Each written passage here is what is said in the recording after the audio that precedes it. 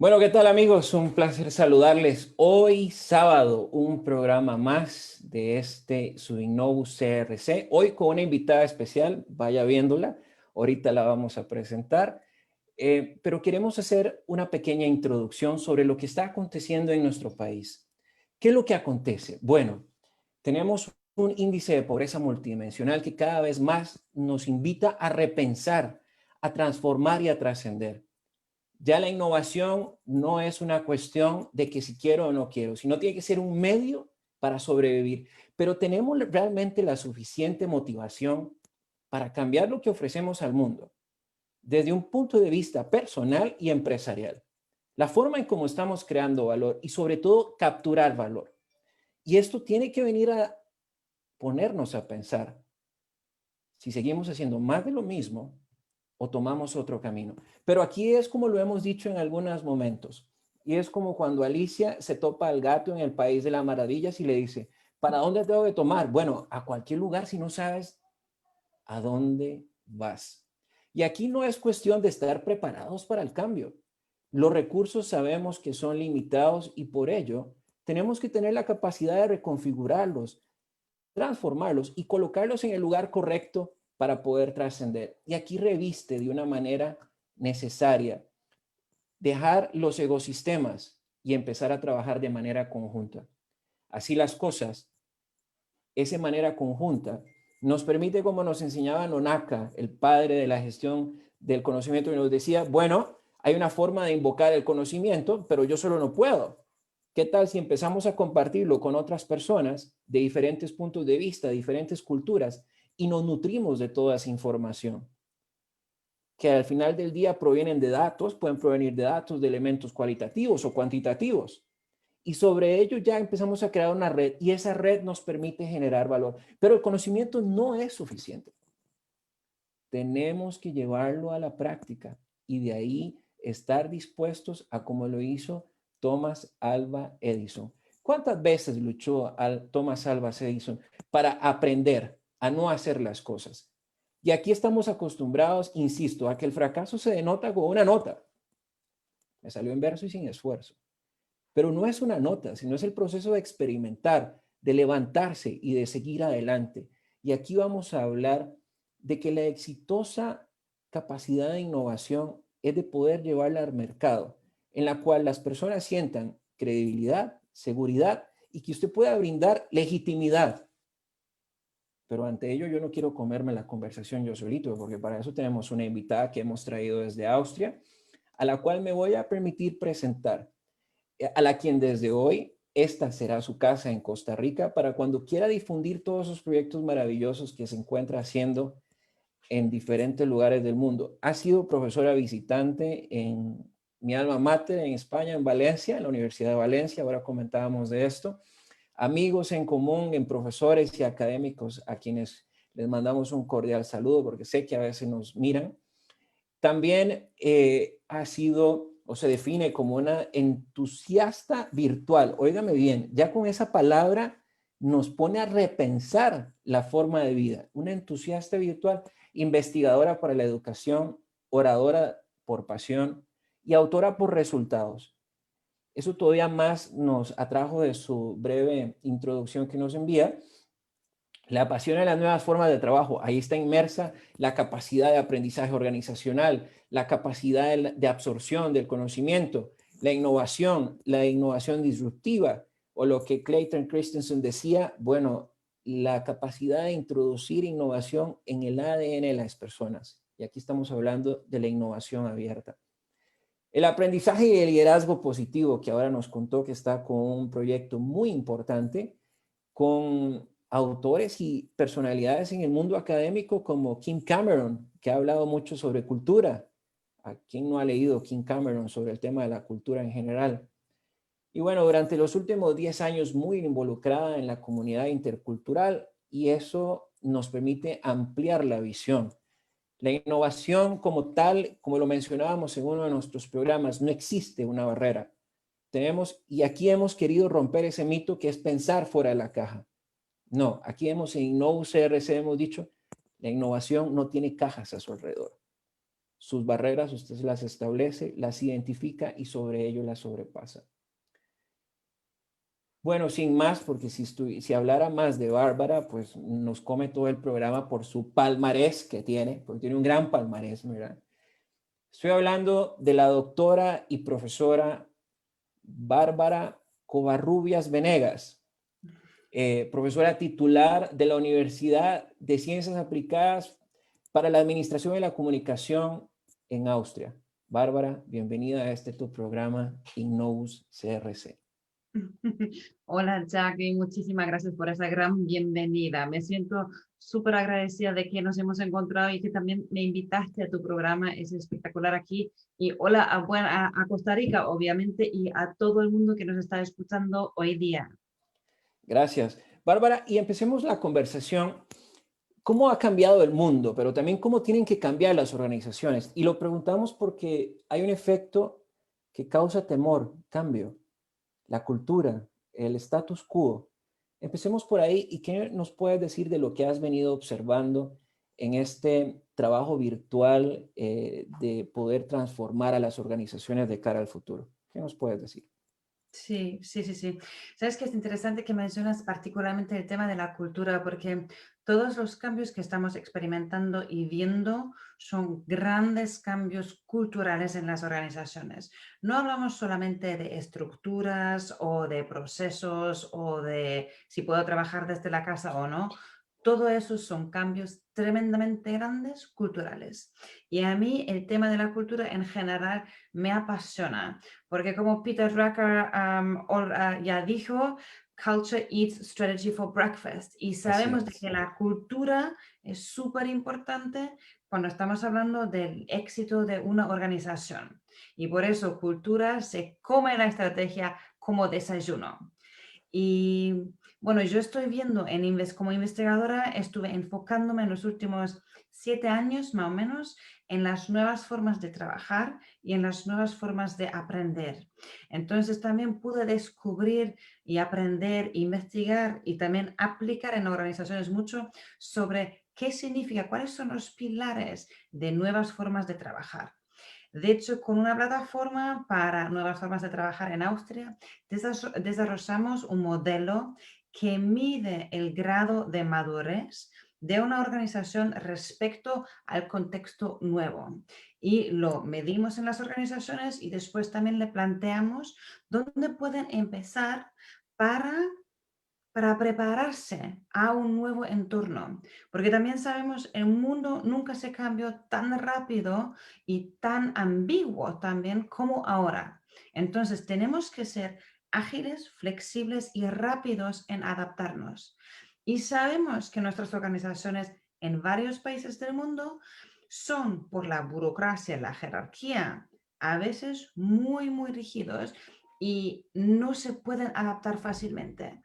Y también nosotros como seres humanos sabemos también que a nosotros nos gusta seguir con lo que estamos haciendo, ¿no? A todos nosotros nos cuesta un poquitito dejar de atrás un hábito, dejar de atrás un proceso que a lo mejor era erróneo y adaptar uno nuevo, porque cuesta. Entonces, eso es lo que estoy viendo desde varios años en la investigación y también trabajando con empresas. Y también el tema, lo que mencionaste, porque la cultura del error es un tema que también siempre estoy viendo cuando estamos hablando sobre nuevas formas de trabajar, porque también todo va evolucionando. Y la forma en cómo nosotros enfrentamos y hablamos sobre y solucionamos nuestros errores es una cosa, una parte súper importante para nuevas formas de trabajar. Y eso es algo que verdaderamente tiene que ponernos a pensar porque el entorno cambió, la nueva dinámica de vida ha cambiado. La pregunta es, ¿las organizaciones están cambiando con este nuevo entorno?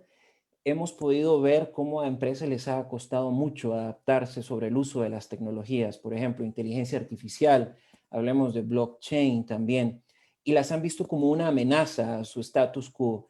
Aquí, ¿cómo podemos hacer para poder darles nuevas avenidas de conocimiento y sobre todo de esperanza, que como bien lo decía Albert Bandura en 1970, esto es lo que va a cambiar el rumbo y el derrotero para que una organización sea eficiente o no?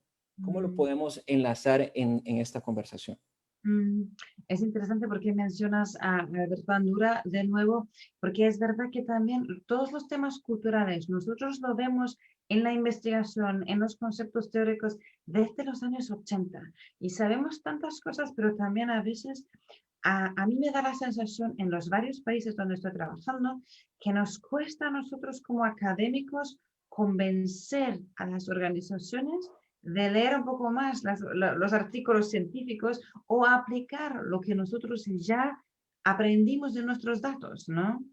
Y yo creo que este año am, todos nosotros hicimos unos saltos y unas curvas, tuvimos unas curvas de aprendizaje tremendas. Yo también, aunque estuve trabajando 8 años en línea, dando clases en línea, trabajando con Ok. equipos globales virtuales, este año aprendí 2 veces más que en los últimos 8 años probablemente.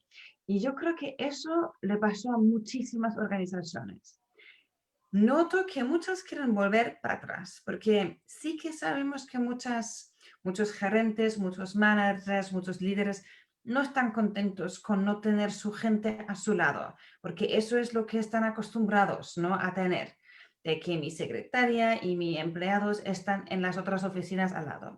Pero también hemos visto que muchísimas organizaciones se están replanteando este año por lo que han vivido por cómo se quieren organizar en el futuro. Yo sí que veo un cambio en unos países, unos cambios más radicales, en unos países a lo mejor unos cambios un poco más lentos, un poco más cuidadosos, para decirlo así, pero sí que los veo. Y aquí es donde uno se pone a pensar, bueno, cuando hablamos de la innovación organizacional, se refiere a la creación o la capacidad que tenga la organización para adaptar un comportamiento nuevo, ¿no? Y que se pueda hacer ese aparejado al entorno. Y aquí podemos empezar a hablar de tres aspectos importantes. Primero, inventariar cuáles son mis recursos y capacidades, porque si no sé lo que tengo, no sé cómo puedo ajustarme, ¿verdad? Luego, la capacidad de transformarlos y finalmente llevarlos al mercado, porque al final del día lo que quiere la organización es poder tener un rédito sobre ellos.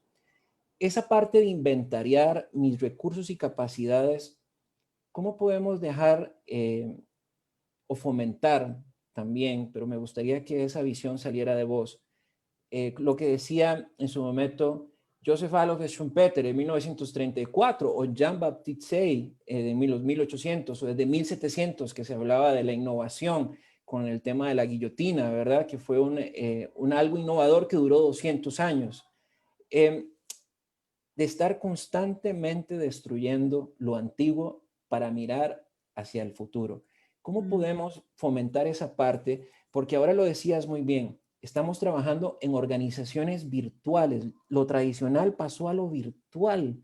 ¿Cómo podemos hacer que dentro de esa misma cultura organizacional la podamos aceptar y podamos sacarle el máximo provecho?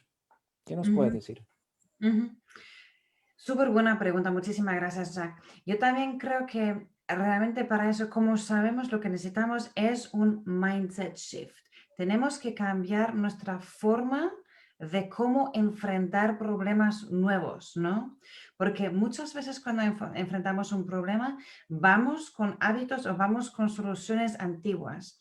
Y a mí me encanta un profesor de Francia que dijo, organizaciones no van en derrota, si lo digo bien ahora en castellano, no van en derrota porque hacen algo nuevo, sino porque hacen demasiado tiempo lo Lo mismo. antiguo. Lo mismo. Ujú, Exactamente. ujú, Entonces, yo creo que ese mindset, esa actitud de estar abierto, poder hacer errores, poder probar cosas nuevas. Si son ujú. cosas muy chiquititas o cosas muy grandes, da absolutamente igual. Desde la secretaria, desde el portero hasta el gerente, que tenemos esta actitud de querer probar algo nuevo.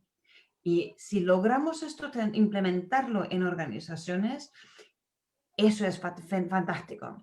Pero eso también implica que necesito tener espacios que lo permitan. Necesito tener espacios a lo mejor físicos donde mis empleados o un grupito de gente puede ir y hacer una lluvia de ideas para ver cosas nuevas, para hablar sobre proyectos, para hablar sobre el customer journey, lo que sea, para ese viaje del consumidor. Ujú. Pero no solamente los espacios físicos, tengo que darle el espacio en tiempo también, porque muchas veces nosotros no tenemos ni el tiempo para poder pensar sobre algo nuevo. Si estoy pensando ahora en mí como profesora, estoy dando muchísimas clases, pero también sabemos que la realidad a veces es muy apretada. O sea, no tenemos mucho tiempo para reinventar todo un concepto porque simplemente tenemos muchísimas clases, pero no tenemos suficiente tiempo para reinventar un curso entero, por ejemplo. Al máximo podemos hacer cambios chiquititos, ¿no? Que se nos permite el tiempo. Y sabemos también, ya que nosotros como profesores trabajamos para el mundo, para cambiar el mundo con nuestra educación, con nuestros cursos, pero también queremos tener unos fines de semana de repente, ¿no? Entonces no podemos gastar todos los fines de semana en cambiar todo el rumbo.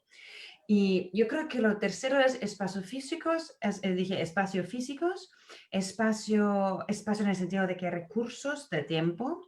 Y lo tercero también es obviamente una cultura, un liderazgo, unos gerentes, un jefe que te lo permite. Y te permite también hacer un error o fallecer, se dice. Fracasar o sí, Fracasar, fracasar, gracias, exactamente. fracasar, sí. Así O como que te permite experimentar. Aquí le hemos fracasar. llamado experimentar. Sí, experimentar y fracasar, porque muchas veces en el momento que fracasamos ya estamos súper mal y dejamos todo, ¿no? Entonces, eso es como son varias cosas que creo que hay que cambiar en las organizaciones. Qué interesante eso, porque a esto también el tema del fracaso y los espacios en el management se ha hablado mucho sobre los dos principales enemigos de la innovación organizacional, que son la inercia, que es todo lo contrario a la eficiencia, y la miopía organizacional o la miopía estratégica. Aquí le hemos llamado los que quieren dar un paso al frente o los que están subidos en el árbol tomándose su caipiriña y viendo lo que está sucediendo alrededor y no se involucran en las cosas, o lo, sino lo que le llamamos el efecto tortuga. ¿Cuál es el efecto tortuga? De que son las personas que apenas sacan la cabeza para comer, para respirar y después se vuelven a ocultar. Pero aquí es lo que quiero enfatizar. En un entorno virtual, en una organización virtual, porque ya no estamos hablando de una organización tradicional. La organización virtual viene a ser un aspecto evolutivo en la parte de la innovación organizacional. ¿Qué factores son predominantes para poder tener una orquestación clara y poder lograr esos resultados en el corto, mediano y largo plazo? Ujú. Si estamos hablando sobre organizaciones parcialmente remotas o virtuales, para decirlo así, porque la mayoría, por ejemplo, si miro a España, si miro a Austria, Francia, o sea, en torno en Europa, la mayoría no se fue como Google, Uber y Amazon totalmente virtuales, sino se fueron parcialmente virtuales. Y si estamos hablando de organizaciones parcialmente virtuales, tenemos que ver una cosa, por ejemplo, es el liderazgo. Porque yo trabajo mucho con líderes, con managers, en sea capacitaciones o sean coachings, y lo que sí que noto es esa inseguridad. No quiero decir desconfianza, pero muchas veces empezamos con una inseguridad de cómo podemos liderar a alguien que no lo veo a diario a mi lado en la otra oficina, que no lo veo en la comida, que no lo veo en la máquina del café.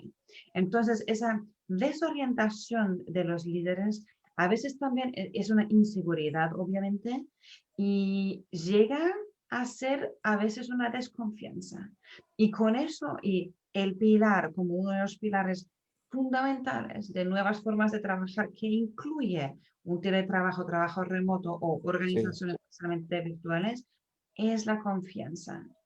Es el espacio, darle el espacio a tu gente para que pueda hacer lo que tiene que hacer, pero cuándo, dónde y cómo. así Y es.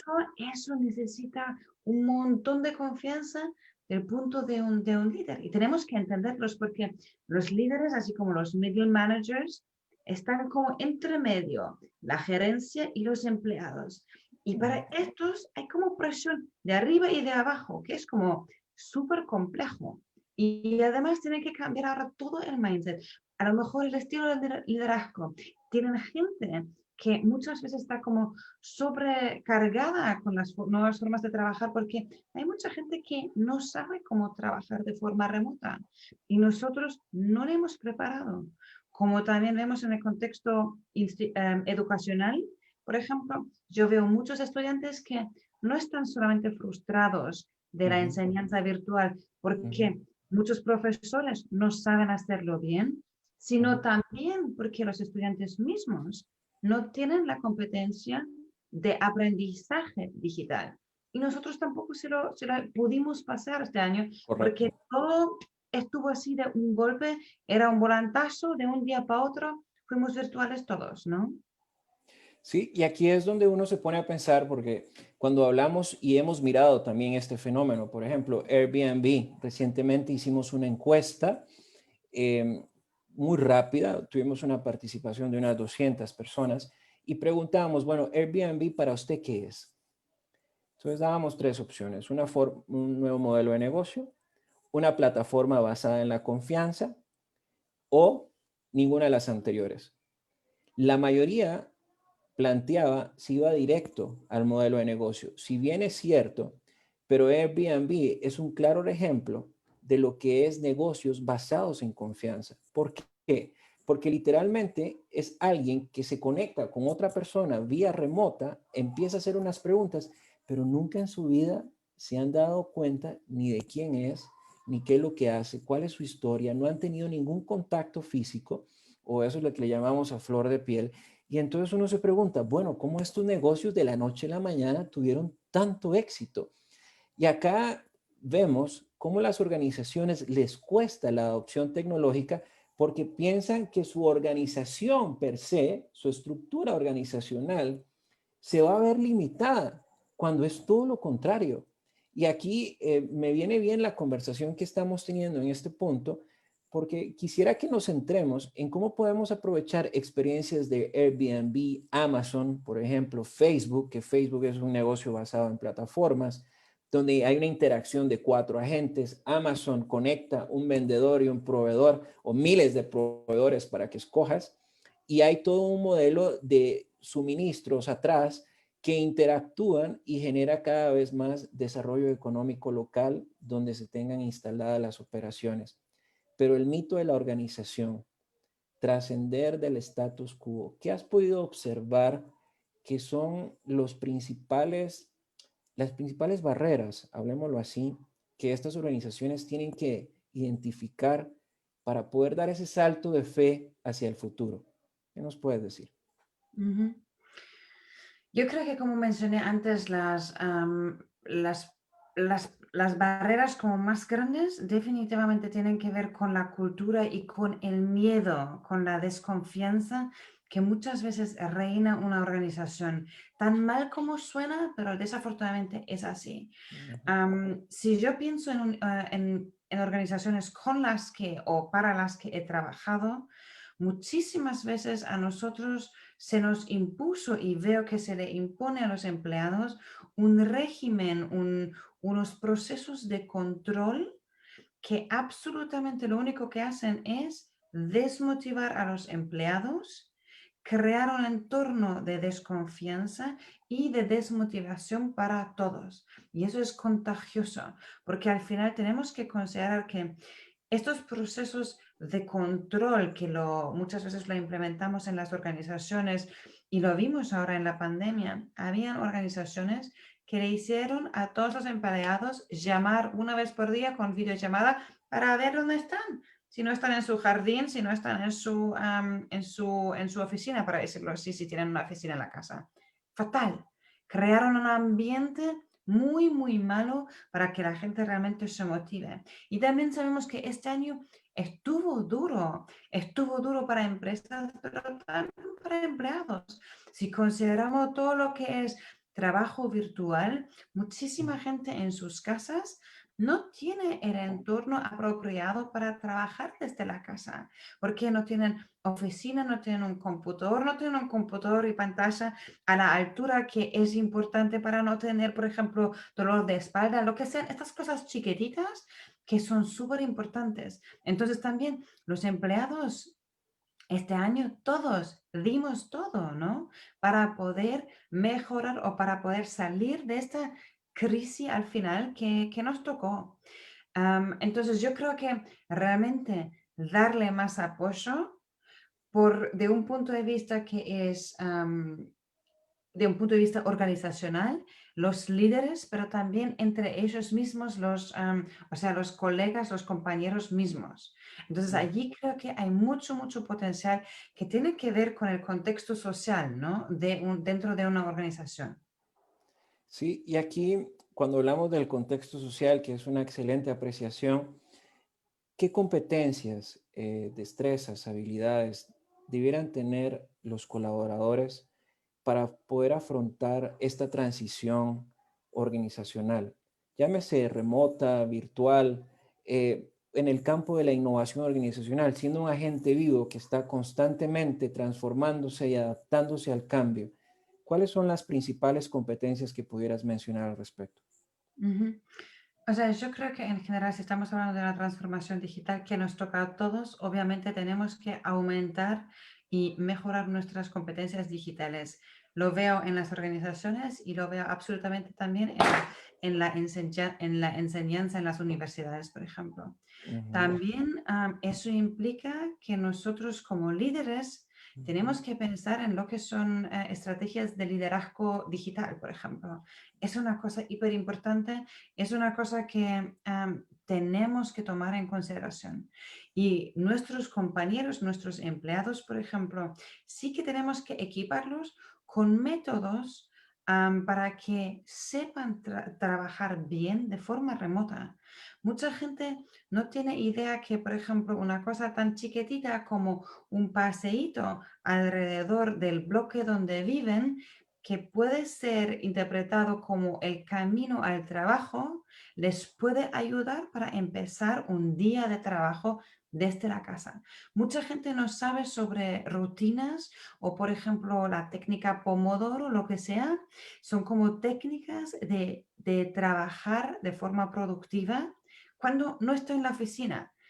No quiero decir que en la casa no queremos trabajar, pero a veces nos cuesta más porque no estamos acostumbrados al ambiente. A mí, por ejemplo, no me cuesta nada porque desde 8 años sé que trabajo desde varios lugares, pero sí que vi también muchísimos amigos, familiares, que los costó mucho concentrarse dentro del entorno privado, porque el entorno privado para mucha gente significa otra cosa. Entonces, allí tenemos que ver cuáles son las competencias, como por ejemplo métodos de trabajo, de cómo podemos tomar decisiones en un contexto, en un equipo virtual, cómo lo podemos organizar, cómo estructuramos la comunicación virtual. Y eso también, ¿qué pasó en la pandemia ahora? Desde las 8 de la mañana hasta las 9 de la noche, muchísima gente estuvo en una reunión tras otra. ¿Por qué? Porque no sabemos de que la comunicación sincrónica, tal cual como la tenemos nosotros ahora, no es todo. Tenemos una comunicación asincrónica que puede ser muy efectiva, pero no la manejamos muy bien. Y por eso, por el miedo de que se nos pase alguna información, nos reunimos como locos y entre las reuniones era hasta así de que estuvimos corriendo de una reunión al baño y de vuelta en la misma casa, ¿verdad? Correcto. Entonces, eso era como la locura de no saber cómo estructurar una comunicación asincrónica y sincrónica. Entonces, esos son como los aspectos que a mí, si tú me preguntas, yo haría diferente en las organizaciones. Bien, y seguimos, el tema sigue girando en torno a la cultura, ¿no? Cuando hablamos de las rutinas, los valores, los signos, los símbolos de las personas, todo aquello que nos identifica, eh, en realidad tiene que cambiar o tiene que, como dice Whitney Johnson en su libro Disrupt Yourself, dice, tiene que partir de una disrupción personal. Bien, esa disrupción personal, me gustaría que habláramos de eso y nos enfocáramos en un autor que nos viene bien a los dos, me parece que es Martin Seligman, en el tema del optimismo. Él cuando empezó a hablar sobre esta corriente, cuando llegó a ser el chair del el Academy of Psychological, no sé, Community, como así se le puede llamar en inglés, o la comunidad psicológica, que es la mayor ente en temas de psicología y toma de decisiones, él decía que su trabajo quería enfocarse no solamente en ver todo aquello malo de las personas, sino hablar de esa psicología positiva, de cómo traerla a flote y poder a partir de eso ser los disparadores del cambio. ¿Qué tanto ahorita las organizaciones están hablando de estos temas, de la psicología positiva, optimismo, o si lo están hablando como debieran de hablarlo, o más bien lo están limitando por ese temor al cambio? ¿Qué has observado en esta visión intercultural que has podido ir adoptando en estos últimos años en tu carrera? Ujú, ujú. Bueno, el tema del liderazgo positivo es un tema que yo, para mí, lo adopté unos 3, 4 años atrás. Después me certifiqué como coach consultora de liderazgo positivo en Austria con profesor Markus Ebner, que Ujú. también trabajo con Martin Seligman, Kim Cameron, que él es un experto en liderazgo positivo. Publicó un libro tremendamente bueno con muchísimos ejemplos de liderazgo positivo, no solamente de Austria, pero de varios países. Lo que yo veo, y creo que eso no es un problema austríaco o europeo, para decirlo así, yo creo que el problema que es exactamente lo que tú estás diciendo, muchísimas veces vamos a ver y tratar de mejorar nuestras debilidades para llegar a un Hola. promedio, por decirlo Ujú. así, en cambio de o sea, en cambio de enfocarnos en nuestras fortalezas. Y por eso me encanta tanto la idea, la metodología, el concepto de liderazgo positivo, porque el liderazgo positivo realmente se enfoca en las competencias y queremos que se pongan más fuertes las competencias, las fortalezas de una persona. Lo que yo creo que nuestra sociedad, particularmente si miro Austria, sabemos que también empezando en las escuelas, Ujú. vemos solamente las debilidades.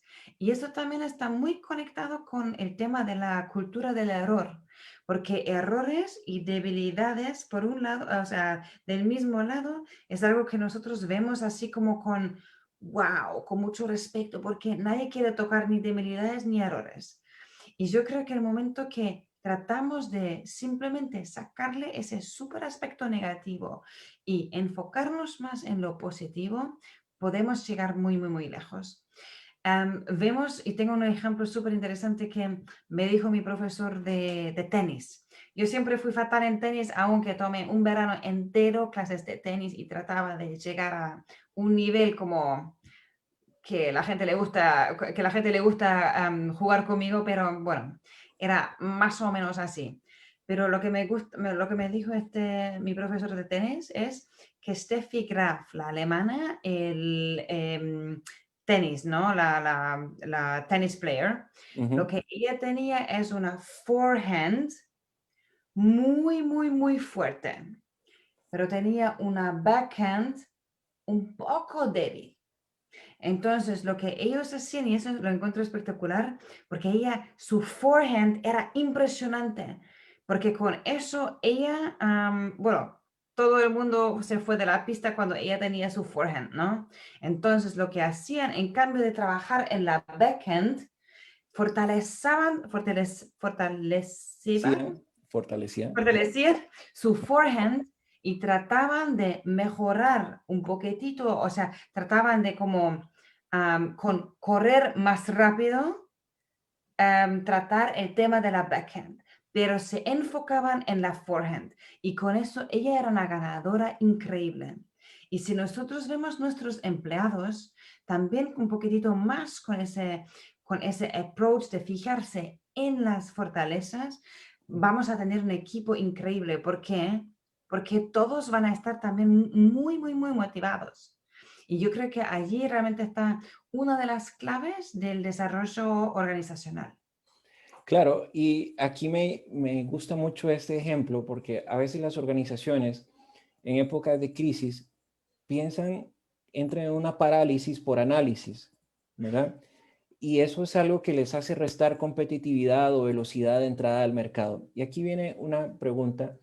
En los modelos de oportunidad hemos hablado de un concepto que se llama los modelos de oportunidad y hemos querido darle especial énfasis a cómo la transformación de ser un líder en el producto. Y aquí estamos trabajando dos condiciones. Una, un tema de liderazgo, ¿verdad? Empresarial, pero también un tema cognitivo de decir tener éxito, de que vamos a ganar. Entonces lo hemos dividido en tres partes. Una, cuáles son las oportunidades que tenemos, cómo ponerlas en marcha y cómo ganar. No llegar a decir vamos a hacer unos esfuerzos empresariales para no tener éxito. Aquí me hace bien preguntarte, en ese liderazgo de producto, que al final del día o de servicio, hablaba sobre la experiencia del cliente. Muchos autores lo han hablado ahora sobre el deleite del cliente, enfocándolo más en un tema del ser, de esas emociones, de esos sentimientos, de esas expresiones que nos hace vivir, por ejemplo, a vos que te encanta bailar o porque es una gran bailarina, les quiero contar, amigas y amigos, les gusta mucho bailar, de hecho ha escrito varias publicaciones que le hemos dado lectura de cara a este conversatorio y hemos aprendido algunas cosas interesantes que las iremos sacando. Por ejemplo, el baile, en lo personal, considero que es una de las mayores expresiones del ser humano para ser creativo o ser innovador, porque de repente la música se imbuye en la persona y reacciona de una forma que inesperada, o también adquiere cualidades y capacidades que nadie inclusive pensaba que se podían adquirir. Pero acá el tema es el hecho de poder cambiar ese paradigma. Sé que lo has enfatizado y has hecho unos ejemplos en, ok, enfoquémonos en la parte de las fortalezas, pero la capacidad de que una organización aprenda y cambie, se transforme a una velocidad tecnológica que nos dice, tuvo que ser ayer, porque si no te transformas, no adoptas nuevas formas de hacer las cosas. Los gerentes a veces tienen miedo, los tomadores de decisión están más en su zona de confort, no quieren salirse de ahí y mucha gente entra en pánico y entra en caos porque de repente hayan muy buenas ideas, pero ni siquiera en sus agendas organizacionales se habla sobre iniciativas de innovación, porque están más enfocados en el día a día. ¿Cuál ha sido esta experiencia que has tenido y qué nos puedes decir al respecto, por favor? Ujú, ujú. Yo creo que para cada gerente y para cada líder es súper importante fijarse en su agenda y revisar dónde hay huecos que puedo dedicar a hacer una lluvia de ideas, lo que sea. Pero el problema, creo que lo que tenemos particularmente a nivel de liderazgo es que nosotros tenemos agendas demasiado llenas. El momento que una agenda está tan llena, nunca voy a tener ni el espacio en mi agenda, ni el espacio en mi mente para poder pensar tranquilamente sobre algo nuevo, lo que sea. Y el problema también es grande porque nuestros líderes muchísimas veces no tienen ni el tiempo para liderar. Si nosotros veamos liderar, ¿no?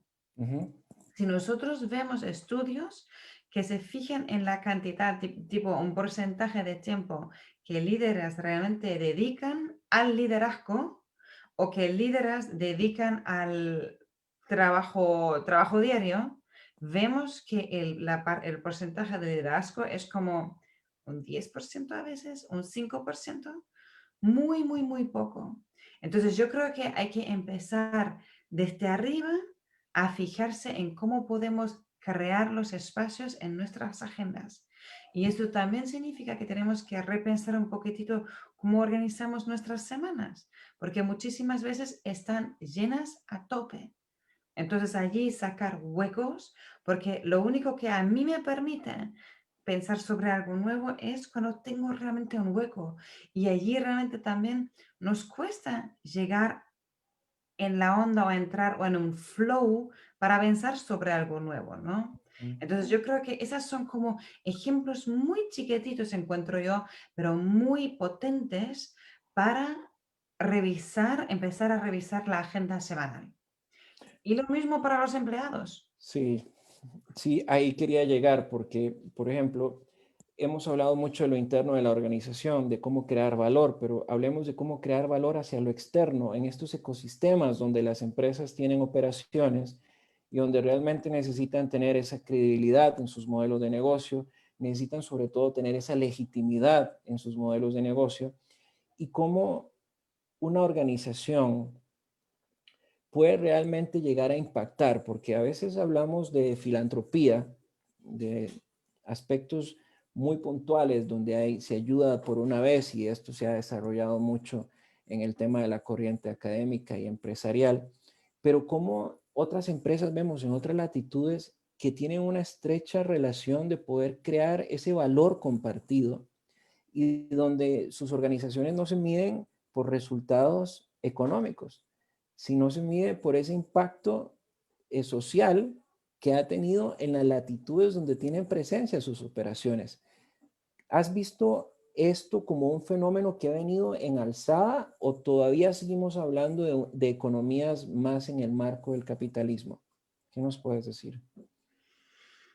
Mm, Yo no soy experta en lo que es la responsabilidad social o impacto social, o sea, solamente para decir esto. Entonces tampoco te puedo dar unos estudios que confirman lo que te voy a decir que es mi percepción. Pero lo que yo veo en los países de Europa es que impacto social por la demanda del consumidor ha llegado a ser una parte importante del negocio. Yo creo que en varias empresas está en la página web, está en un reporte, hacen algunos proyectitos, pero no está dentro de la DNA, AND, ¿cómo se dice en A- castellano? ADN. ADN, sabía, es diferente. En la ADN. Ujú. Entonces, son proyectitos que, vale, atribuyen al impacto social, tienen responsabilidad social, pero no está en la ADN.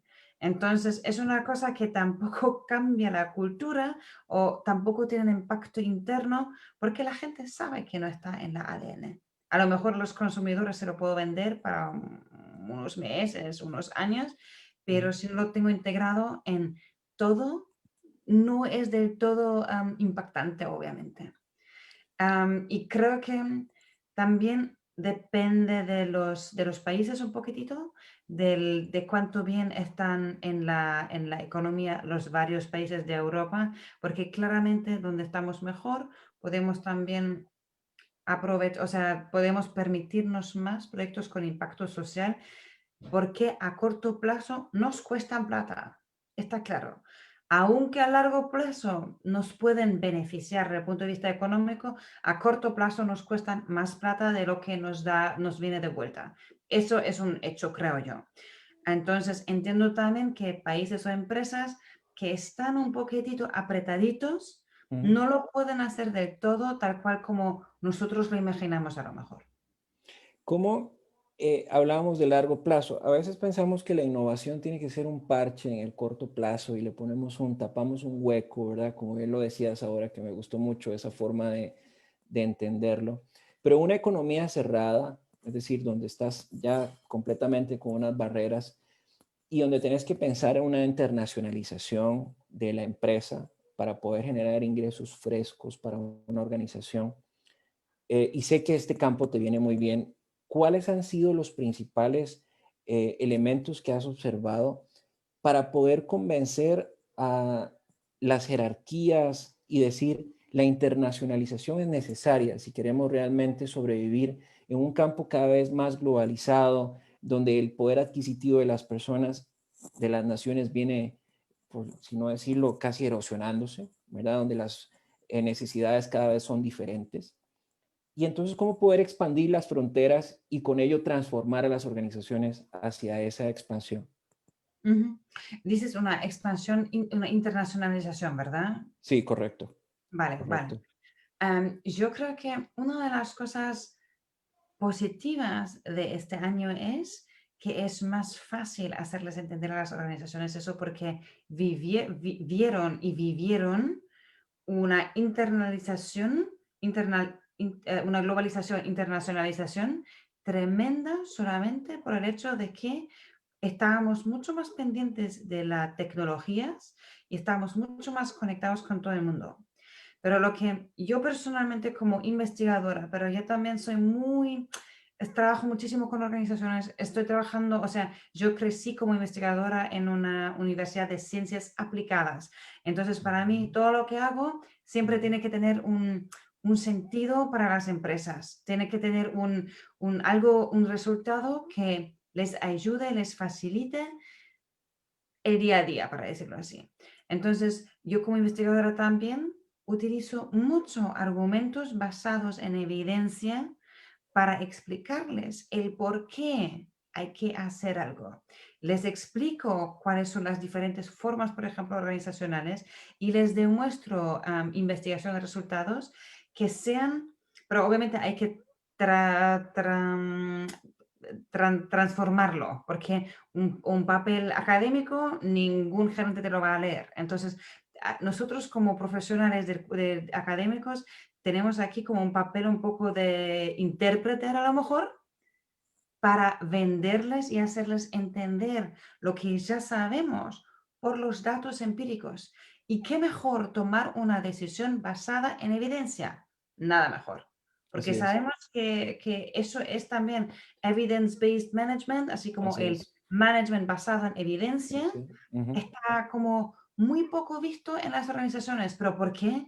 Porque nosotros académicos también estamos muy enfocados en escribir papeles hipercomplejos y hipercompetitivos para A-journals, pero muy pocos de nosotros tenemos el tiempo de escribir un blog en un lenguaje muy sencillo Sencillo. que Ujú. cualquier persona lo pueda entender. Aquí, ya que en estos espacios el tiempo se va muy rápido y nuestro jefe en control es Eduardo Chavarría, a quien le mandamos un gran saludo como siempre, nos va a levantar el flag de Time's Out, ¿verdad? El tiempo es fuera.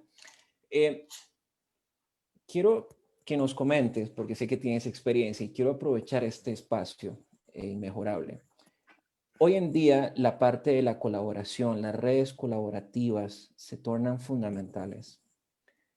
Sabemos de Virtuals Pachero, no sé si lo dije bien. Virtual Space Heroes, sí. Virtual Space Hero, ¿verdad? Los héroes virtuales, un espacio para héroes virtuales, que lo hemos entendido, lo leímos, lo estudiamos muy bien. Eh, que en síntesis, sin atrever a equivocarme, un sitio donde se conecta el conocimiento de diferentes puntos y se empieza a generar algo nuevo. ¿Cómo nace esta plataforma? ¿Cuáles han sido los réditos? Porque pensar en plataformas colaborativas eh, es poco tradicional, ¿verdad? Estamos hablando de que aquí salimos de lo tradicional y decimos, bueno, hagamos algo diferente y que realmente funcione, porque Facebook nos da la oportunidad de interactuar unos con otros, pero esto es una plataforma donde se hace investigación, donde hay educación, donde hay talleres, donde hay una serie de expertos que intercambian diferentes puntos de vista y se nutren unos a otros. En Innovu CRC hemos querido que sea un programa que le nutra a la gente de intensidad de conocimiento práctico. Y entonces cuando vemos este espacio de Virtual Space Hero, lo que es muy apegado al concepto que en algún momento lo hemos hablado aquí, hemos dicho ejemplos de campeones de la innovación, vienen y transforman la realidad y dicen, bueno, podemos usar la tecnología inclusive para crear nuevas cosas. Cuéntanos un poco de esta iniciativa, por favor. Muchas gracias por preguntar. Sí, bueno, Virtual Space Hero nació este año en marzo, final de marzo, porque yo como profesora, como practitioner, como consultora y trainer, facilitadora, tengo mi propia página web que es barbaracv.com. Pero mi página web está un poquitito overloaded, ¿no? Hay muchísimo contenido allí y teníamos que encontrar una estrategia con todo ese trabajo que me llegó este año, porque visto que yo estoy haciendo research en nuevas formas de trabajar, nuevas formas de aprender, hago coaching para profesores, para profesionales, para dar clases en línea o para hacer reuniones productivas en línea, para organizar eventos en línea. Entonces allí muchísima gente me contactó. Como sabemos, al inicio de la pandemia era súper importante ayudarse uno al otro. Entonces empecé con una serie de webinarios para ayudar a la gente de cómo dar clases en línea, cómo liderar equipos virtuales, así como los básicos. Y con todo eso me llegaron más ofertas, más ofertas, más ofertas y decidí en una sesión de lluvia de ideas con una muy buena amiga, Khadija, muchísimas gracias de nuevo, que ella me ayudó a desarrollar el concepto y sacamos Virtual Space Zero, que es un negocio, una empresa muy grande que forma parte de mis ingresos, a una plataforma también de membresía, donde la gente pueda tener una membresía gratis que se llama Explorador o Exploradora, donde ustedes pueden acceder a artículos, a invitaciones, talleres. También tenemos como sesiones de peer coaching, sesiones grupales que estoy organizando, que es para fomentar el entusiasmo virtual, para decirlo así. Muy bien, muy bien. Para que al final del día todos se llaman entusiastas virtuales. Me parece fantástico porque ahora vemos cómo ha venido creciendo el uso del streaming. La gente habla mucho por Facebook, la gente habla mucho por LinkedIn también y son conversaciones muy interesantes, pero quedan en una plataforma completamente ajena al que es, por así decirlo, el promotor o el productor, ¿no? Y aquí lo que estás diciendo es un negocio basado en plataforma, pero basado en conocimiento, en intensidad de conocimiento. Ahora, Sí. ¿cómo reunir voluntades para que esto sea una realidad? ¿Quiénes conforman esta plataforma? ¿Quiénes Mm. están contigo? Yo tengo, o sea, tengo la suerte de tener una intern, Tamara, muchísimas gracias por tu apoyo tremendo, que está trabajando conmigo en mi blog, porque todas las conversaciones, por ejemplo, que tengo, nosotros preparamos y producimos un blog, un artículo blog de todo eso. Porque sabemos que hay gente que le gusta mirar 45 minutos de webinario, pero hay otra gente que Así le es. gusta más leerlo. Entonces tengo Tamara, tengo también, tenía dos interns este año que estaban haciendo para mí un trabajo de investigación. Tengo ahora otra vez un grupo de estudiantes. Muchísimas gracias a todo este grupo también que está haciendo una investigación sobre la aula virtual. Y después tengo un grupo grande de, creo que somos ya 30, que son facilitadores, productores, expertos en el espacio virtual también, que nosotros formamos una red de profesionales que dependiendo de las necesidades del cliente, si una persona, por ejemplo, quiere organizar un evento virtual, una conferencia virtual, que estoy haciendo muchísimo este año, obviamente, estos días, que yo armo un equipo y presento una propuesta para el cliente y para el tipo de evento que necesita. A veces es más grande, a veces es más grande, a veces es más chico. Entonces, eso es el Virtual Space Hero Productions, que somos una productora de eventos virtuales. Qué interesante porque calza muy bien con lo que es la innovación organizacional, solo que esta es una innovación organizacional virtual. ¿Por qué? Porque Absolutamente.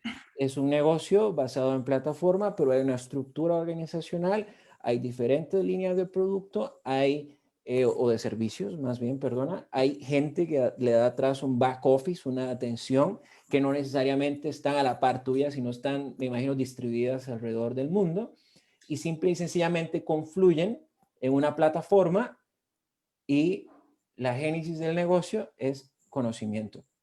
Es ese recurso que es raro, que es ilimitado, que nunca va a terminar de gastarse y más bien que se transforma día con día. Y aquí, eso, la parte del entusiasta virtual, me encanta ese concepto, el entusiasmo virtual, porque hay gente que le hablamos de la virtualidad y dice, uy, eso no va conmigo porque me da mucho miedo, las fotografías, las imágenes, perdés la confiabilidad, la seguridad, y esto es de cara al cliente, ¿no? ¿Cómo en la parte ya a nivel de diferentes culturas, ¿verdad? Sabemos que Europa ha sido una de las que más ha tenido que adquirir esto, Latinoamérica, por lo menos en Centroamérica, ha tenido que aprender a hacerlo a golpe. El World Economic Forum decía que la transformación digital se veía en 5 años cuando se vio casi mañana, o si no, ayer se vio, ¿verdad? Que tenía que estar lista y las organizaciones no estaban preparadas. Eh, ya para cerrar, porque nos queda casi como que unos 2 minutos o 1 minuto, principales puntos que podemos darle a las personas y decirle, usted también puede ser un entusiasta virtual, puede aprovechar las bondades, puede mirar su organización, puede rediseñarla, puede crear nuevas cosas y sacarle provecho a la tecnología. ¿Cuál sería un mensaje poderoso, apasionado de esas experiencias que vos tenés que nos puedes compartir a todos, por favor? Ujú. Yo creo que todo lo que tiene que ver con el contexto virtual tiene que ver mucho con nuestra predisposición. Ahora o sea, tuvimos, de golpe nos encontramos en el contexto virtual y lo hicimos más o menos bien. Trabajamos más o menos bien de forma virtual, dimos clases más o menos bien de forma virtual. Entonces, la experiencia tampoco fue la mejor en todos los casos. Pero lo que yo noto en todo el trabajo que yo hice en los últimos 8 años de forma virtual, si yo estoy dispuesta a crear conexiones que tienen, o sea, que son meaningful en una clase virtual, si yo estoy dispuesta a hacerlo y transfiero eso a mis estudiantes, es posible, es súper factible hacerlo. Lo mismo con el trabajo virtual como líder. Si yo creo en la posibilidad de